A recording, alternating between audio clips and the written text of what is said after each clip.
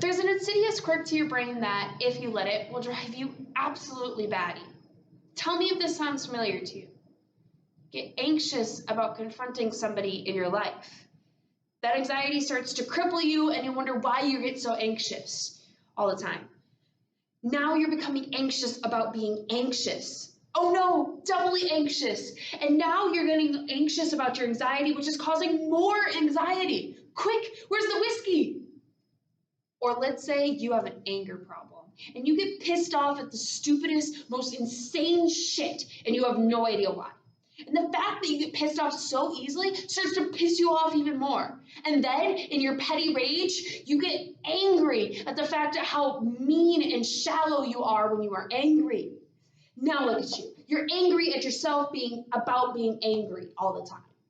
Fuck you all, here's a fist.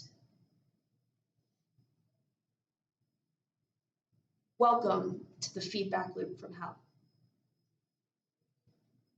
According to the National Association of Student Personnel Administrators, imposter syndrome causes first-generation college students to doubt their own abilities, generate additional anxiety, and a fear of being a fraud.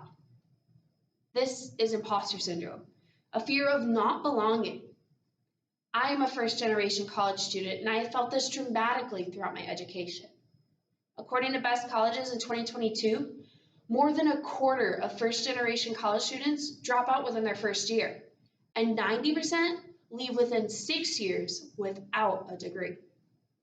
Mark Manson describes in his book a solution to imposter syndrome by teaching us how to care less about some things and focus more on others.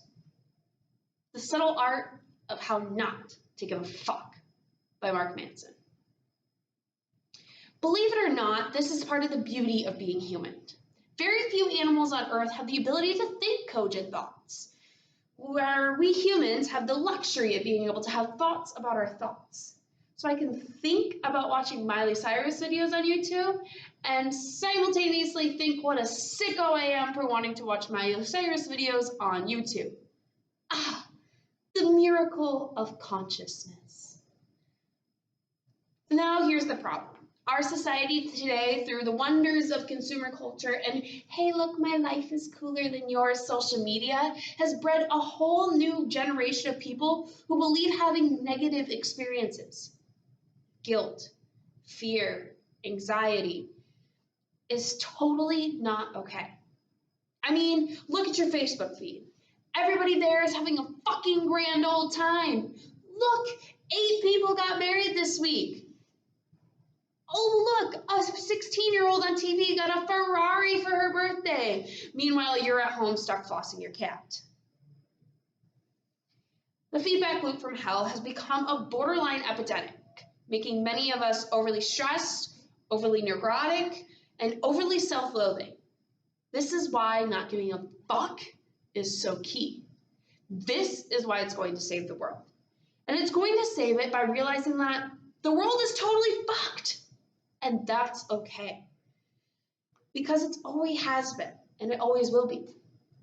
By not giving a fuck that you feel bad all the time, you short circuit the feedback loop from hell. You say to yourself, I feel like shit, but who gives a fuck? And then, as if sprinkled by magic fucking giving fairy dust, you stop hating yourself for feeling so bad.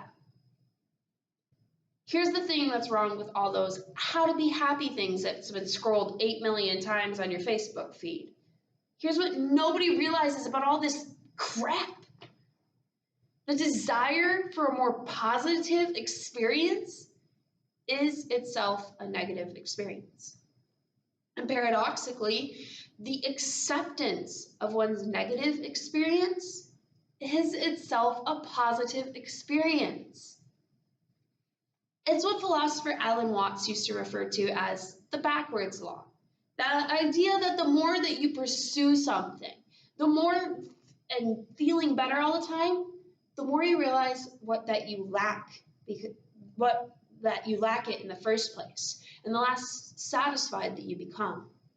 The more you desperately want to be rich, the poorer and more unworthy you feel, regardless of how much money you actually make.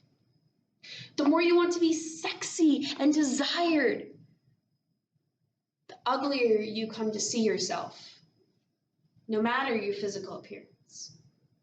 The more you want to be happy and loved,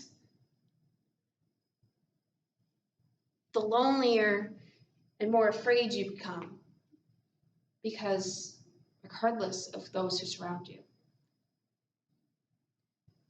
Everything worthwhile in life is won through this mounting negative experience.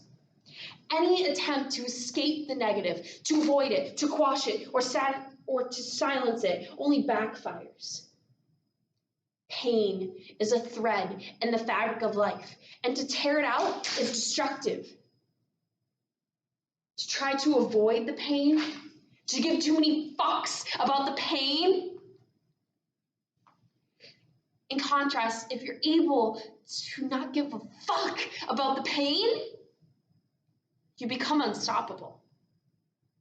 For me, quitting my job in finance after only 6 weeks to start my own internet business ranks pretty high up there in my how not to give a fuck Hall of Fame.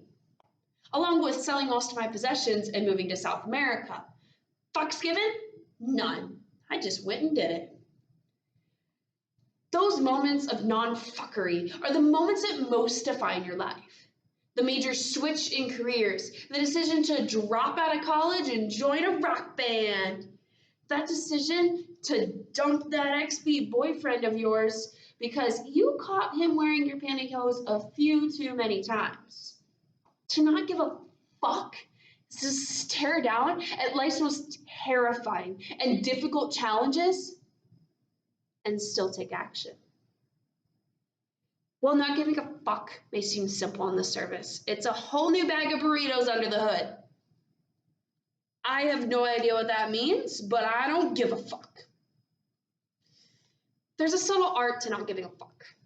What I mean here is learning how to focus your fucks, how to prioritize your thoughts effectively, how to pick and choose what matters to you based on finely honed personal values. It takes a lifetime of practice and discipline to achieve. This is extremely difficult, and you will regularly fail. But it is perhaps one of life's most worthwhile struggles. Because when you give too many fucks, when you give a fuck about everyone and everything, you'll think you're perpetually entitled to have everything be comfortable and happy at all times, for everything to be exactly the way you fucking want it to be. This is a sickness, and it will eat you alive. You will see every adversity as injustice, every challenge as a failure, every inconvenience as a personal slight, every disagreement as betrayal. You will be confined to your own petty, skull-sized hell, running circles around your own feedback loop from hell.